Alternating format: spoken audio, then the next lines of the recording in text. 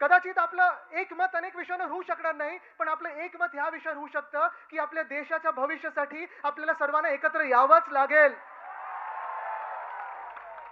देशात आता सगळे जे युवा उतरलेले आहेत ते धर्मेंद्र प्रधानचा राजीनामा मागत आहेत. देश के युवा बोल रहे हैं कि आज मंत्री प्रधान का इस्तीफा मांग रहे हैं.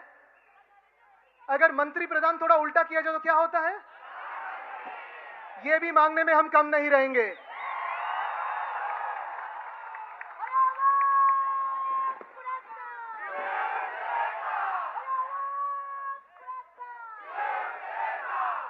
लीकच्या मागे लीक. नीटचा पेपर लीक होतो, टीईटीचा पेपर फुटतो, एमपीएससीचा पेपर प्रत्येक वर्षी आंदोलन करायला लागतात. आज अनेक शाळांमध्ये बाथरूम नीट नाही आहेत. आज अनेक शाळांमध्ये सॅनिटरी पॅड वेंडिंग मशीन्स नाही आहेत. आज अनेक शाळांमध्ये वीज नाही, इलेक्ट्रिसिटी नाही आहे. सरकारी शाळा काय, सरकारला शिक्षणाची गरजच वाटत नाही. एक एक मुख्यमंत्री बघा त्यांच्या मुख्यमंत्र्यांचे एक एक किती कोणी पास केले हे बघा. पण भाजपचा हेच कारभार चाललेला आहे की देशाला अशिक्षित ठेवा, देशाला शिक्षणापासून वंचित ठेवा, अंधभक्त बनवा.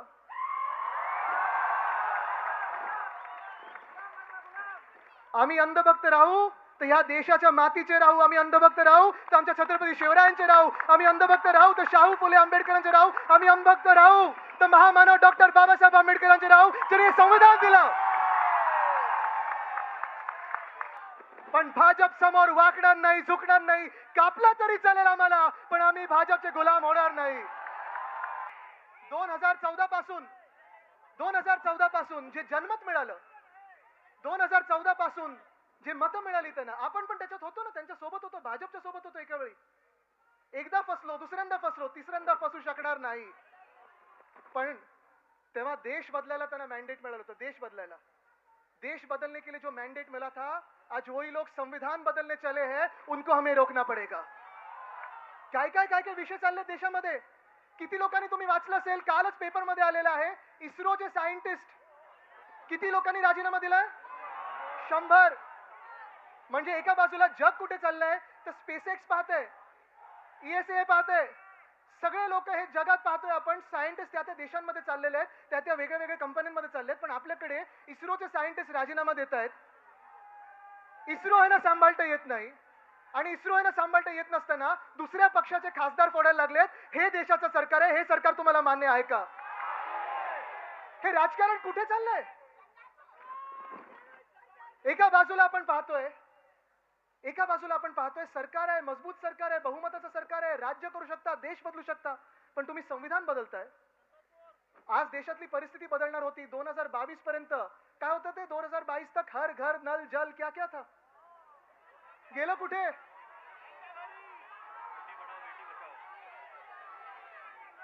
Fit India, hit India, skill India, smart city.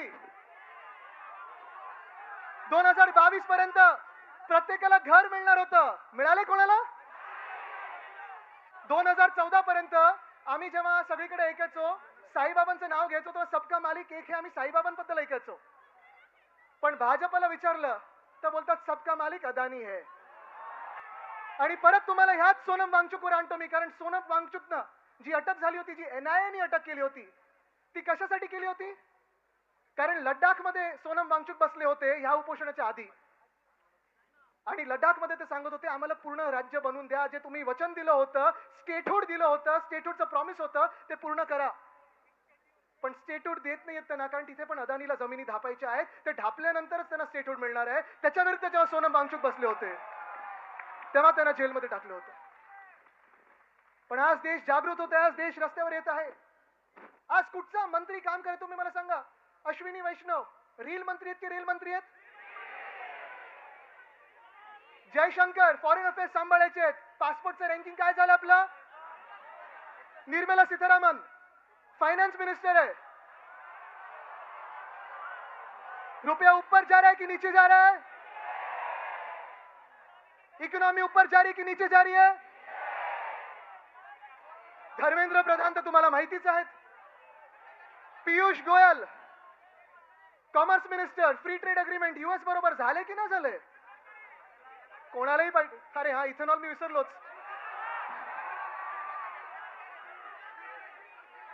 आज या देशामध्ये अनेक भारतीयांचे हे स्वप्न असतं, तरुण मुला मुलींचे स्वप्न असतं, घर घेण्याच्या आधी मला गाडी घ्यायची असते आणि त्या गाडीमध्येच इथेनॉल E20 E30 E35, अरे काय ईव्हीएम समजल्यात की आमचा तो इथेनॉल.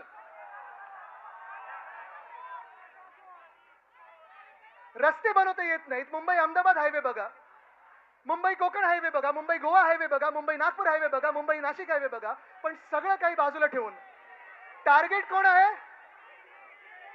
Missing link. सरकारचं इंटेंट मिसिंग आहे. पण आज हे सगळं चालू असताना आपण एक तरुण मुलगा अभिजित दिपके, आपल्या महाराष्ट्रातला मुलगा, अमेरिकेमध्ये काम करत होता. अभिमान आहे आम्हाला त्याचा. जसा सोनम वांगचुकचा आम्हाला अभिमान आहे तसाच अभिजित दिपकेचा आहे. बाकी सर्व जे तिथे उपोषणाला बसलेत, ते सगळे जे तरुण तरुणी बसलेले आहेत, अभिमान आहे त्यांचा. त्यांना जाणार मी भेटायला, पण मी पहिलं बोललो आपण पहिलं महाराष्ट्रात आंदोलन करून दाखवू, मग दिल्लीला भेटायला जाऊ. पण आज जेव्हा अभिजित मुंबईत महाराष्ट्रात आला, तेव्हा नंतर त्याचं रिसेप्शन पाहिलं, दिल्लीत पाहिलं, आंदोलनं पाहिली, जंतर मंतरला जे आज अभिजित बसलेला आहे, ते एकाच गोष्टीसाठी बसलेला आहे की त्या तरुण मुलींना न्याय मिळाला पाहिजे, न्याय मिळाला पाहिजे. एका बाजूला आले उद्धव साहेब आलेले आहेत. कोण आला रे, कोण आला, कोण आला रे, कोण आला? उद्धव साहेब आगे बढ़ो, उद्धव साहेब आगे बढ़ो. तर आज मी तेच सांगत होतो की भाजप एका बाजूला जगभरात जी चर्चा चालू आहे, जे आज शिक्षणाबद्दल उपोषणाला बसलेले आहेत, अभिजित दिपके असेल, सोनम वांगचुक असेल, एकच गोष्ट मागत आहे, धर्मेंद्र प्रधानांनी राजीनामा द्यावा, शिक्षण मंत्री हा चांगला यावा आणि शिक्षण पद्धती ही सगळ्यांसाठी चांगली असावी, हे आपण मागत आहोत. सोपी गोष्ट आहे. पण आज भाजप जे सातत्याने आपल्याला, भाजप प्रत्येक गोष्टीमध्ये आपल्याला अडकवत आहे. उद्धव साहब ठाकरे आगे बढ़ो. भाजप आपल्याला वेगळ्या वेगळ्या गोष्टी, भाजप आपल्याला वेगळ्या वेगळ्या गोष्टींमध्ये अडकवत आहे. धर्मामध्ये अडकवते, जातीमध्ये अडकवते, प्रांतामध्ये अडकवते, भांडणांमध्ये अडकवते. एका बाजूला जग हे आर्टिफिशियल इंटेलिजन्स बद्दल बोलत आहे, एका बाजूला जग हे सायन्स बद्दल बोलत आहे, एका बाजूला जग हे नॉलेज बेस्ड इकॉनॉमी बद्दल बोलत आहे, आणि आपण अजून अडकलेलो आहोत. ते आपण डिबेट करत आहोत 50 वर्षापूर्वी, 100 वर्षापूर्वी कोण महान होतं. भाजपकडून चर्चा काय होते? भाजपचं मुख्य आंदोलन काय असतं की पहिले पंतप्रधान हे नेहरू झाले पाहिजे होते, सरदार पटेल झाले पाहिजे होते, मग गांधी बरे होते की सावरकर बरे होते की नेहरू बरे होते. ह्या सगळ्याच डिबेटमध्ये भाजपने आपल्याला अडकवलेलं आहे. भविष्यासाठी आपण भांडत आहोत, भाजप आपल्याला भूतकाळावरनं भांडत ठेवत आहे. तुम्ही ठरवायचं तुम्ही कोणासाठी भांडणार आहात. The BJP is keeping us busy over the past. We want to fight over the future. We want to fight for our future. एक महत्त्वाचं स्टॅटिस्टिक तुम्हाला देतो, जास्ती मी वेळ घेणार नाही. तुम्ही न्यूजपेपर्स उघडले, वृत्तपत्र उघडली, तर प्रत्येक दिवशी बातमी असते की किती लोकांना रिट्रेंचमेंट होते, किती लोकांना जॉब्सवरनं काढलं जातंय. कधी ओरेकल मधून, कधी दुसऱ्या कुठच्या कंपनीमधून, कधी कॉल सेंटर मधून, कधी कुठच्याही कंपनीमधून 20,000 लोक काढले गेले, 30,000 लोक, कधी 16,000 लोक, कधी 10 लोक हे काढले जाण्याची बातमी येत आहे. पण अजय बांगा जे वर्ल्ड बँकचे प्रेसिडेंट आहेत, त्यांनी सांगितलेलं आहे की पुढच्या 10 ते 12 वर्षामध्ये जॉब मार्केटमध्ये आपले जे इमर्जिंग इकॉनॉमीज आहेत, आपण समजू आपल्याला एक इमर्जिंग इकॉनॉमी आहे. निर्मला सीतारामन जरी आपल्या फायनान्स मिनिस्टर असल्या तरी आपली एक इमर्जिंग इकॉनॉमी समजू. फेल्ड गव्हर्नमेंट, फेल्ड मिनिस्टर तर ओनली वन थिंग आहे. पण एक तुम्हाला सांगतो, पुढच्या 10 वर्षामध्ये 120 कोटी लोक, आपण सगळे तरुण वर्ग हे वर्किंग एज मध्ये येणार आहोत. 120 कोटी, 120 करोड. आणि मग जॉब ऑपॉर्च्युनिटीज जगामध्ये, पूर्ण जगामध्ये, नुसतं भारतामध्ये नाही, सांगतात की फक्त 40 कोटी निर्माण होणार आहेत. 80 कोटी लोक जाणार कुठे? फ्री राशन खाणार किती दिवस? लाडकी बहीण 95 लाख महिलांना बाहेर काढलं ना, साडीची स्कीम बंद केली ना, सगळं काही त्यांच्या मुलांसाठी चाललंय जे बाहेर शिकतायत किंवा इथेनॉल विकतायत. आपल्या तरुण तरुणींनी काय करायचं?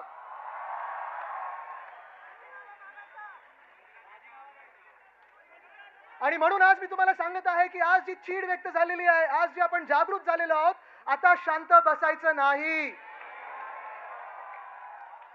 आपण कुठच्याही भाषा बोलत असू, आपण कुठेही राहत असू, आपण कुठेही शिकत असू, कदाचित तुम्ही आणि मी कधी एकमत होईल, कधी एकमत होणार नाही, आपण वेगळ्या वेगळ्या विचारधारेचे असू शकू, पण आपण सगळे या देशासाठी एकत्र आलोच पाहिजे आणि हाच विचार केला पाहिजे